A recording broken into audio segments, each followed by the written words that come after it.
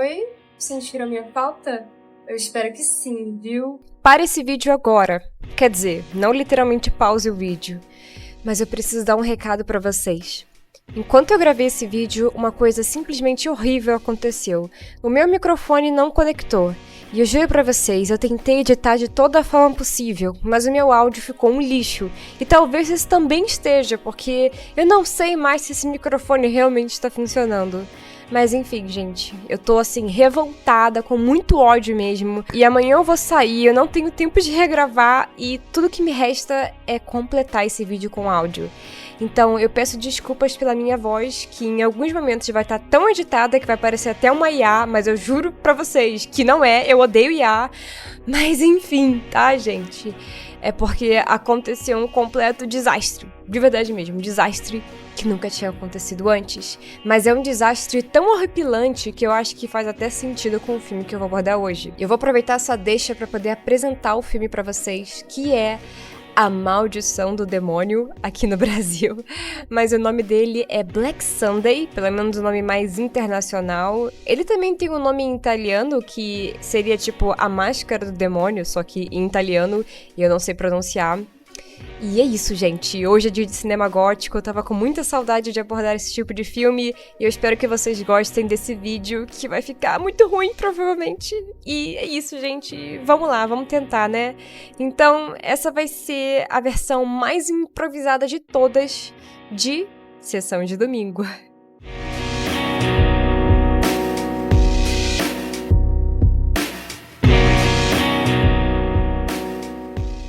Então, vocês devem ter notado que eu sumi um pouquinho essa semana. Eu não postei o vídeo que geralmente eu sempre posto na quinta. Isso aconteceu porque eu fiquei gripada essa semana. Eu já tô praticamente 100%. Só minha voz que talvez esteja um pouco estranha e eu peço que vocês ignorem isso. Mas de forma geral, eu já tô boa. É que o clima realmente tá muito louco aqui. Eu acabei pegando chuva e daí... Bom, né, eu não sou de ferro, acabei ficando gripada. Enfim, né? É o clima doido que faz isso com a gente. E falando em clima, o filme que eu vou abordar hoje, ele é um filme bastante atmosférico. Não do tipo de tempestades e chuvas intensas, mas do tipo que, por mais que seja num lugar aberto, ainda parece um pouquinho claustrofóbico. E esse filme, ele tem muitas similaridades com Drácula, tipo, tem alguns cenários que são praticamente iguais, tipo, iguais. Se você tirar print de Drácula e desse filme e comparar, olha, fica bem parecido. E é claro que eu tô falando do Drácula mais antigo, a versão com Bela Lugosi, mas esse filme aqui, por mais que tenha muitas similaridades, ele também tem algumas coisas icônicas e muito únicas dele. E, sinceramente, eu sinto que a estética desse filme influenciou vários outros filmes e também coisas além do cinema, sabe? Porque tem algumas coisas estéticas ali que eu tenho a sensação de que eu já vi em algum filme mais atual.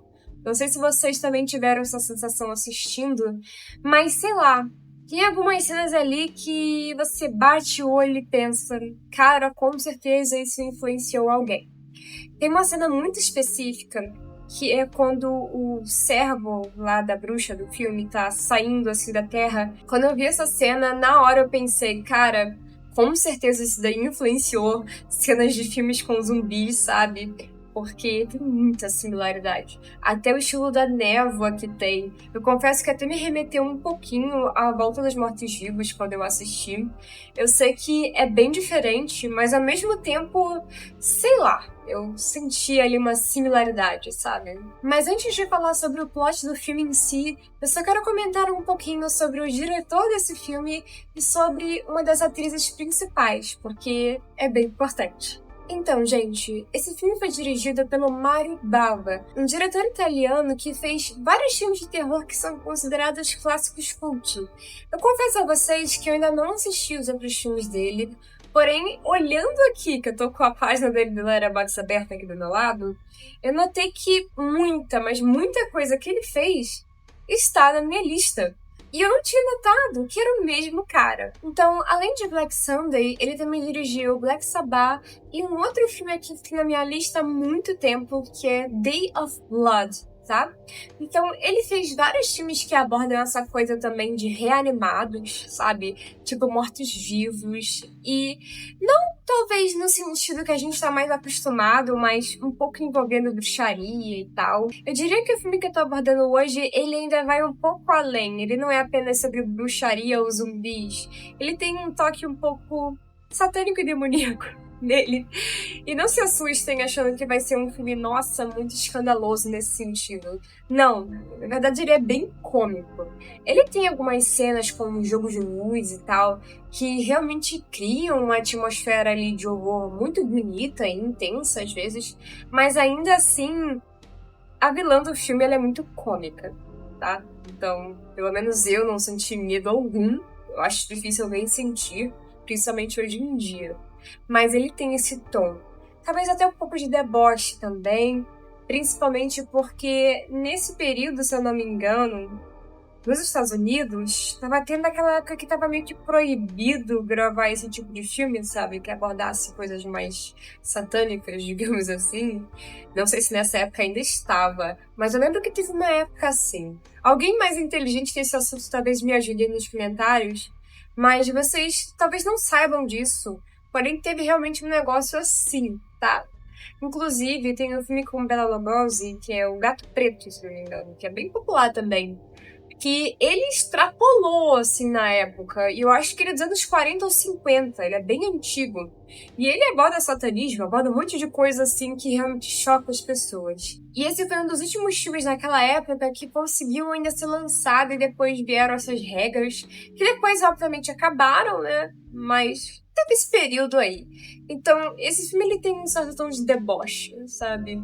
É engraçado quando a bruxa do filme tá falando sobre o que ela quer, o que ela quer seduzir as pessoas a fazer, e é sempre algo muito bobo, muito cômico, que é tipo, não, eu vou viver uma vida de ódio, uma vida de vingança, disso, daquilo, só que nada realmente parece ser uma motivação real e nada parece fazer sentido. O que torna a personagem muito mais cômica do que assustadora. Don't you feel the joy and the beauty of hating? Eu acabei de notar que eu fui bastante estúpida com essa personagem, porque na verdade ela tem sim motivos pra se vingar das pessoas ali. Eu diria que ela não tem motivos pra ser ruim com algumas pessoas inocentes e a forma que ela tenta convencer as pessoas soa cômica. Mas ela meio que realmente tem um certo direito à vingança ali. E é bem fácil entender isso, é só voltar pro começo do filme. Isso daqui não é spoiler, tá, gente? É literalmente a introdução, a abertura do filme. E a gente vê essa personagem, que é uma bruxa, pelo menos dá a entender ali que ela é, e ela tá sendo condenada junto com o servo dela. E antes deles enterrarem ela, eles colocam uma máscara ali demoníaca no rosto dela.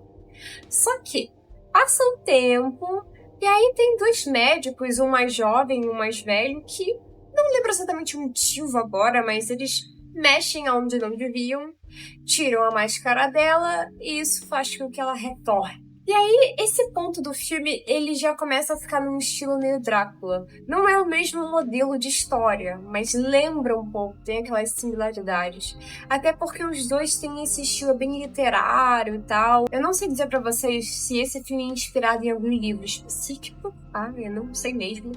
Mas ele tem esse estilo que lembra muito livros no estilo de Drácula. E essas adaptações e filmes inspirados em Drácula nos anos 40 e por aí. Enfim, o que ela busca é encontrar um corpo para ela e se vingar de todo mundo junto com o seu servo. Só que aí você não sabe muito bem o que ela quer além disso. E é por isso que as coisas são um pouco cômicas quando ela tenta convencer alguém, sabe? Porque, tipo, eu consigo entender perfeitamente a motivação dela para se vingar, mas, além disso, eu sinto que faltou alguma coisa. Talvez ela poderia ter algum interesse a mais do que isso, ou pelo menos, não sei, ser um pouco mais direto ao ponto. Mas eu não acho que a gente pode esperar muita coisa de um filme dessa época nesse estilo. Esse tipo de filme geralmente é mais vibes, mais estética mesmo. Eu confesso que eu adoro, mas é aquilo, né? Eles sempre vão ter um drama muito exagerado e diálogos muito cômicos. Mas, ainda assim, dá pra curtir bastante. E aí, é claro, vai ter uma donzela ali, que geralmente vai ser o oposto da maldade, né? Ela vai ser boazinha e até meio boba. E ela, obviamente, é interpretada pela mesma atriz. E é o corpo perfeito, ela foi feita, né, pra ela poder tomar aquele corpo, digamos assim. É como se fosse uma réplica. Tendo isso como base, eu acredito que vocês já imaginam pra onde esse filme vai.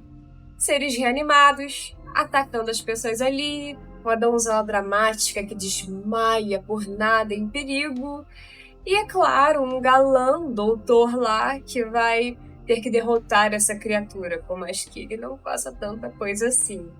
E eu confesso pra vocês que até me surpreendeu o fato de ser realmente um galã, porque nem sempre a gente vê realmente atores que sejam galãs nesse tipo de filme. Às vezes eles só botam um cara uns 40 anos mais velho do que a atriz principal e a gente tem que aceitar que ele é um galã no filme. Inclusive, vou até parar pra poder pesquisar a idade dele agora, porque eu fiquei curiosa. E eu nem sei quem é o ator, vou ver agora. Então, gente, eu pesquisei. E olha que revelação. A atriz principal é mais velha do que ele. Eu achei isso o máximo. Porque em filmes americanos, vocês sabem como é que é, né? Geralmente é totalmente o oposto.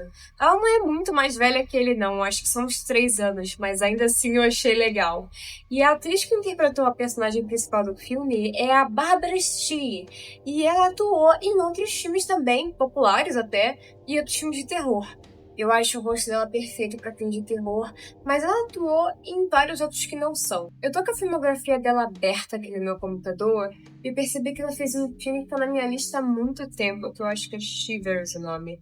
Não sei se eu pronunciei certo, mas eu acho que é assim, Shivers. Enfim, ela também participou de um filme que é bem polêmico, e esse eu confesso pra vocês que eu tenho bastante aversão.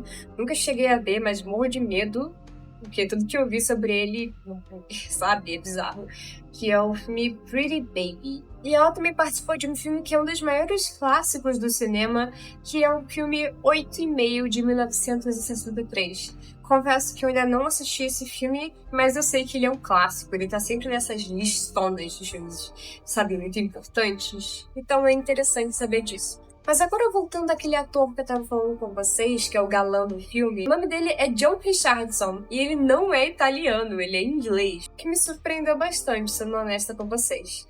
Porém, ele atuou em vários filmes que são italianos, então talvez ele tenha passado mais tempo na Itália do que na Inglaterra. Não sei. Ele atuou em um filme que tá na minha lista há muito tempo, se chama Torso. Então, se vocês tiverem interesse em qualquer um desses filmes que eu mencionei, tanto os da atriz quanto o dele, comentem aí que eu posso dar uma pesquisada e colocar na lista, beleza? E é isso, eu só queria compartilhar com vocês que eu achei interessante esses dois atores, principalmente a diferença que a gente vê em obras mais americanas e essas obras mais da Europa, quando se trata da diferença de idade. Os clássicos americanos, eles são muito estranhos nesse sentido. É muito difícil você ver atores, principalmente que fazem casais, que têm uma idade equivalente. É sempre um cara muito mais velho, a ponto de ser injusto e assustador de assistir às vezes. Não sei se vocês têm essa visão, mas eu já tive bastante assistido esse tipo de filme. Antes de concluir o vídeo, é claro que eu preciso deixar algumas informações adicionais. A primeira é que esse filme está disponível aqui no YouTube, que torna muito mais fácil e muito mais acessível de assistir. Se eu me lembrar, eu vou colocar o link dele na descrição do vídeo, e se eu esquecer, vocês podem me avisar nos comentários que eu vou adicionar, vou corrigir lá e adicionar, beleza? Eu sei que às vezes eu esqueço, gente, acontece, porque, sabe, até eu terminar de editar o vídeo, postar no YouTube, a minha cabeça, ó, já foi. Então, é isso, me lembrem caso eu esqueça. A única coisa que eu não tenho certeza absoluta agora é se tem versão com legenda em português. Mas eu tenho quase certeza que sim, tá? E se também não tiver aqui no YouTube, deve ter em outro lugar, porque esse filme é um clássico, por mais que não seja um clássico tão comentado. Outra coisa que eu preciso comentar com vocês, falando em clássico, é que esse é um filme que é lindíssimo visualmente, e a trilha sonora dele também é legal. Nada nele é completamente original. Só que é aquilo, pra quem já aprecia esse tipo de cinema gótico, é sempre maravilhoso assistir, principalmente num dia que se combine com isso. Então, já que a gente tá numa temporada de muita chuva, Eu acho que esse é um filme bem legal pra assistir numa tarde, assim, ó, comendo uma pipoquinha. E se você estiver bem à toa, você ainda pode fazer uma sessão dele com outros clássicos góticos, tipo Drácula ou Frankenstein. Todos esses filmes de monstros e criaturas que são dessa época, sabe? Esses filmes em preto e branco e tal. Eles têm um clima muito legal mesmo. Inclusive, eu devia ter falado desse filme bem na semana do Halloween. Eu acho que faria muito sentido. Mas pra nós góticos, o Halloween é todo dia, né? Então, tá ótimo. A gente pode curtir agora mesmo. Não precisa de uma data específica pra isso, tá? Então, é isso, galera. Esse é um filme que eu recomendo demais pra todo mundo que gosta de cinema gótico. Principalmente um cinema gótico muito dramático e exagerado.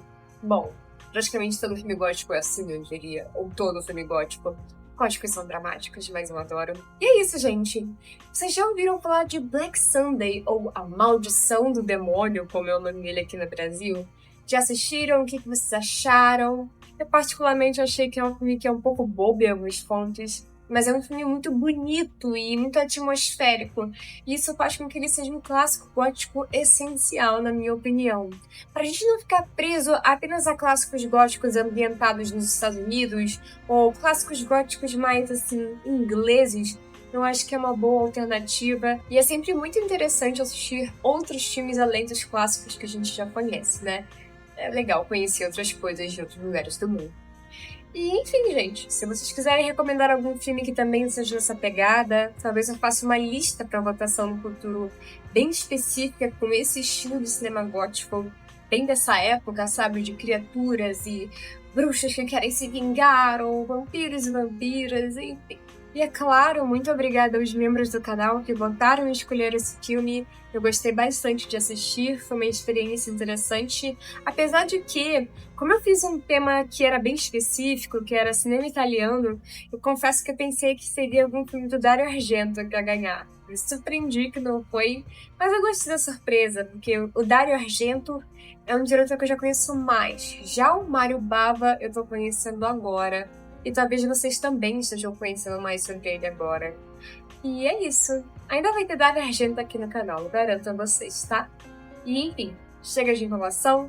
Novamente, muito obrigada. Se você tiver interesse em conhecer mais sobre os meus outros trabalhos aqui na internet, todos os meus links estão no meu Tap Link. Eu tenho um brechó e eu também sou ilustradora.